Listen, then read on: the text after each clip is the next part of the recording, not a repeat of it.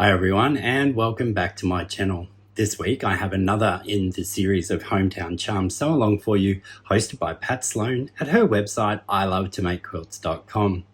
This week the block is Friday Night Lights. So if you haven't done so already, jump over to Pat's website ilovetomakequilts.com, download this week's free pattern, come back here and we'll show you how to do it. As with every other week, you can see here that I already have all of my pieces cut out for this week's block. The pieces over on the left-hand side of the screen are actually cut out to do 4 at a time flying geese using the Creative Grid's Ultimate Flying Geese tool. If you would like to see the traditional method of constructing flying geese, I will have a short clip at the end of this video. We're going to start the construction of this block by doing the 4 pieced corners. You will notice from the instructions that care needs to be taken as 2 are made with the white on the bottom, in my case, and 2 are made with the white or background piece on the top. You'll see me here making my stacks as I've described, 2 with the background on the bottom and 2 of the background at the top. You will also see in my left hand some other pieces which were extras that I cut for an unknown reason. I'll just put those aside. To the sewing machine.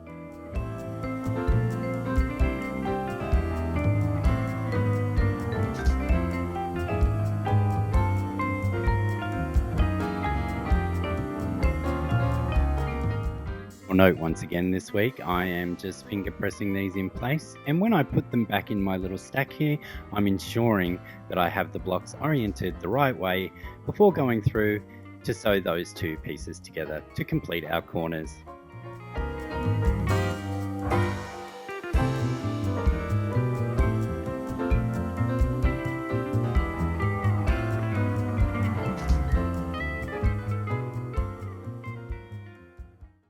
I'm going to give all 4 of those corner units a good press now and sit them aside with the center block so that we can move on to the construction of the 8 flying geese units needed for the rest of this block construction.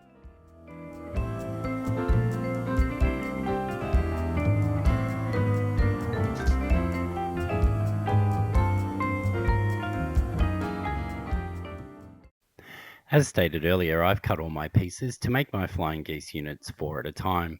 We need to make a total of 8 flying geese units, so you will see I have 1 background piece with red and 1 red piece with the white background being the smaller squares. The 4 at a time method has you cut 1 large square and 4 smaller squares, drawing a line diagonally across and placing them down the middle of the block as you can see here. I'm then pinning them in place just to hold them nice while I take them to the sewing machine and get ready to sew 1/4 inch on either side of my drawn line. In the description box below, I'll link to some instructions on what sizes you need to cut to do the 4 at a time method.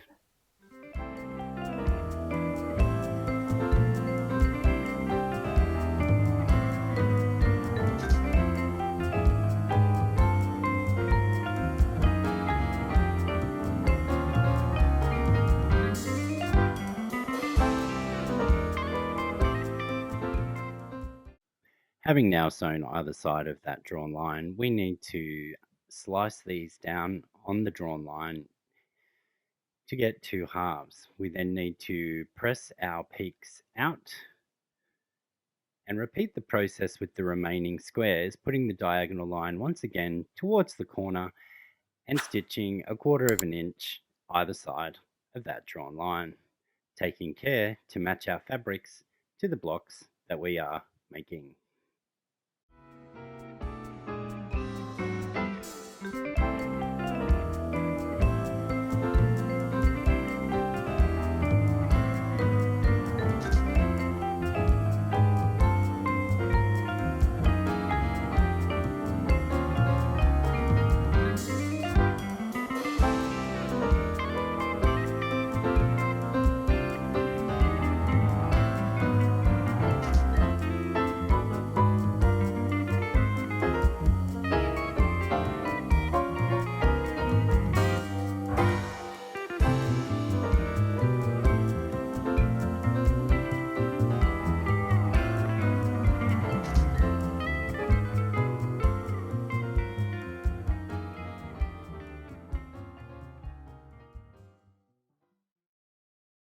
We need to once again cut these apart along that drawn line, and we will have our 8 flying geese units once we have pressed our peaks back out again. We then need to grab our ultimate flying geese tool to trim them down, or alternatively use a normal ruler and trim them down as well.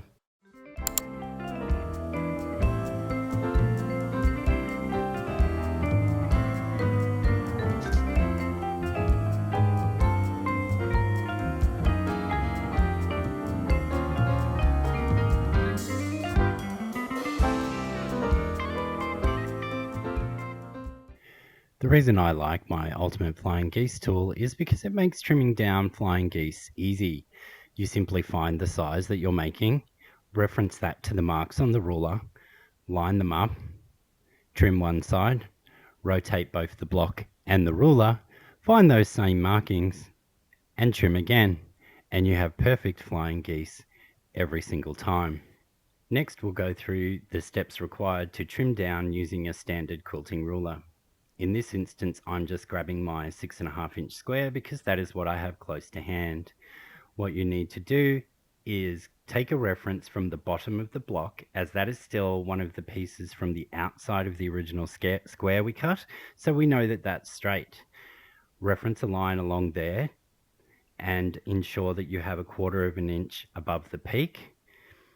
The width of this flying geese unit needs to be 4.5, so I've also lined up the 2.25 mark at the peak, ensuring 1/4 inch is above, and then I'm lined up straight with the bottom of the block, and I can trim those two sides.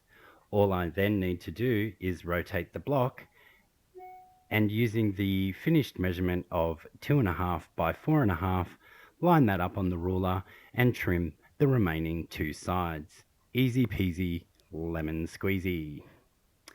You'll see after I've done this that I show you in comparison to the one that I trimmed down with the flying geese tool, and you will notice that they are identical. Don't be afraid of doing your flying geese the 4 at a time method. It is fast, simple, and 100% accurate. I will trim the rest of these down off camera and we'll come back to complete construction of the block. We need to join our flying geese blocks together now, as shown in the image in the top left hand corner. And to do this, as I have pressed all my seams the same way, if I had have thought about it ahead of time, I could have pressed them differently while making them. I am just clipping the seams, which I'm known to do, so that I can nest them up and get those points perfect.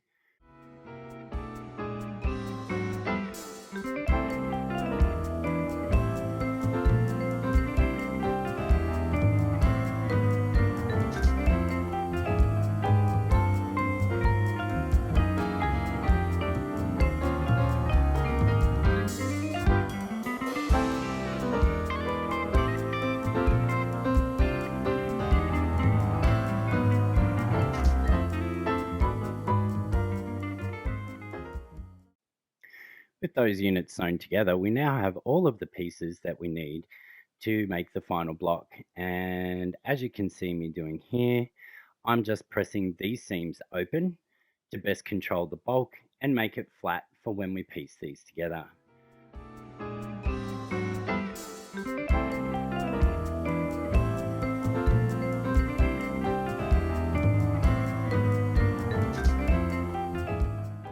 I am now going to lay this block out as per the pattern, and then it is sewn together in a simple 9-patch construction, sewing the vertical seams first, and then finally the last 2 horizontal seams. The only seams you need to watch out for here are in the top and the bottom row between the corners and the flying geese. You can make sure that these line up, but as per my usual methods, I am just going to sew and hope. I'm giving it a quick finger press here before adding the 3rd block to each row. I'll then give it an all over press before sewing the 3 rows together along the horizontals.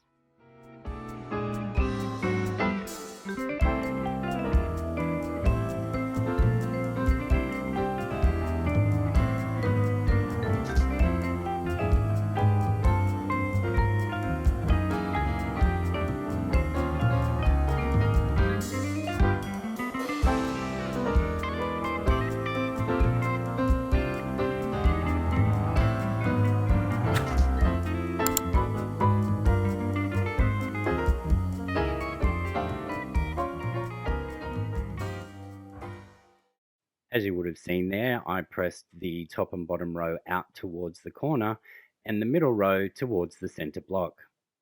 This allows us now to nest our seams in the center here, and we also need to pay attention once again to the interaction of the seam between the flying geese unit and the corner. You can see me here lining it up and pinning it in place before sewing these horizontal rows together.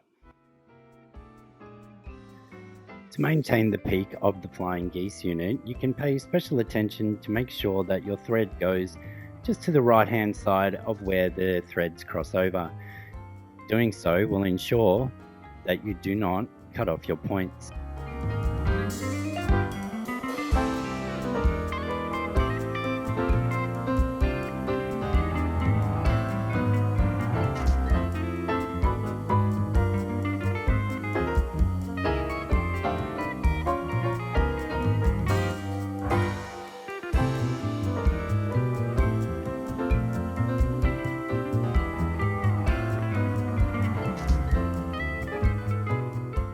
Now that the final seam has been sewn, we need to give this an all-over press and make sure that everything is looking the way we want it to.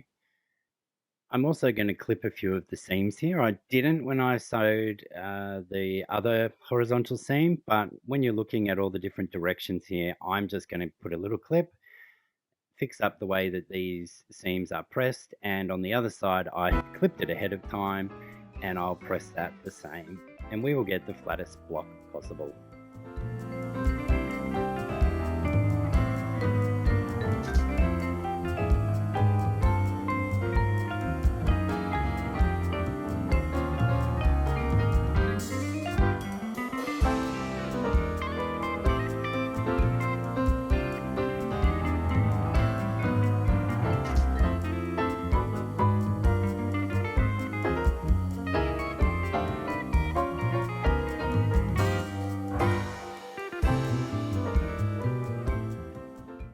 And just like that, this week's block, Friday Night Lights, is done.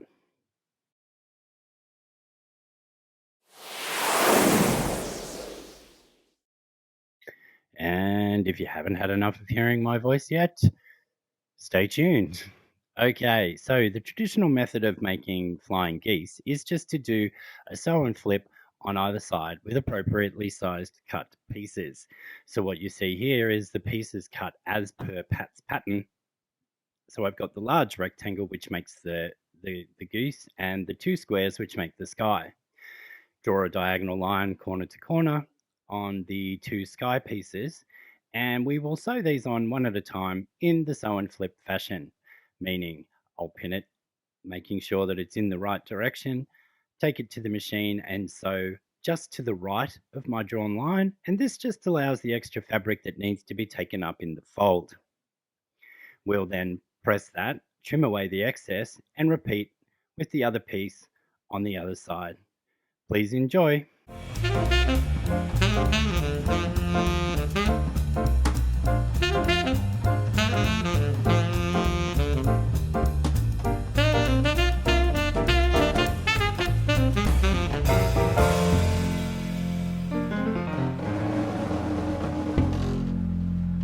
And there you have it. Flying geese, the sew and flip way, or the traditional way, whichever way you would like to look at it.